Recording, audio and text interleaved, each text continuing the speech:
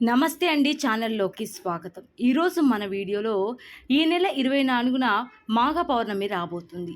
ఈ రోజున తులారాశి వారు ఇలా చేయడం వల్ల వారు కోరుకున్న కోరికలన్నీ తీరుతాయి. మరి ఈ మాఘ పౌర్ణమి రోజు తులారాశి వారు చేయవలసిన విధి విధానాలేంటి అనే విషయాలను మనం తెలుసుకునే ముందు మీరు ఇప్పటివరకు మన ఛానల్‌ని సబ్స్క్రైబ్ చేసుకోకపోతే సబ్స్క్రైబ్ చేసుకొని పక్కనే ఉన్న బెల్ ఐకాన్‌ని క్లిక్ చేసి ఆల్ సెలెక్ట్ చేసుకున్నట్లయితే మేము అప్లోడ్ చేసే ప్రతి వీడియోను ముందుగా మీరు నోటిఫికేషన్ త్రూ అయితే చూడవచ్చు. హిందూ మతంలో అమావాస్య పౌర్ణమి రోజులకు చాలా విశిష్టత ఉంది.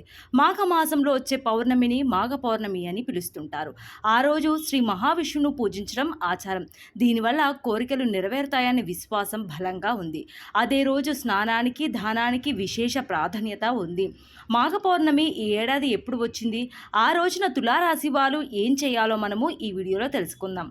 హిందూ క్యాలెండర్ ప్రకారం ఫిబ్రవరి 23వ తేదీ మధ్యాహ్నం 3:30 నుంచి పౌర్ణమి తిథి ప్రారంభమై ఫిబ్రవరి 24వ తేదీ సాయంత్రం 5:59 వరకు ఉంటుంది.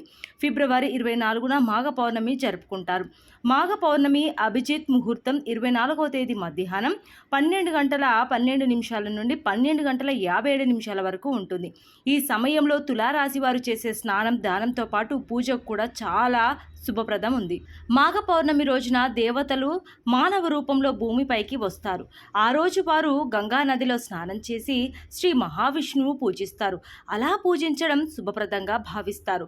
మనం చేస్తున్న పాపాల నుంచి విముక్తి పొందాలంటే మాఘ పౌర్ణమి రోజు స్నానం చేయడంతో పాటు అదే రోజు దానం చేయడం కూడా చాలా మంచిది.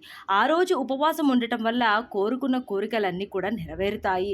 ఒక తులారాశి వారే కాదు, మిగతా రాశుల వారు కూడా ఈ విధి విధానాలను పాటించడం వల్ల వారి జీవితంలో ఉన్న సమస్యలు పోయి వారి కోరుకున్న కోరికలు నెరవేరడం ఖాయం.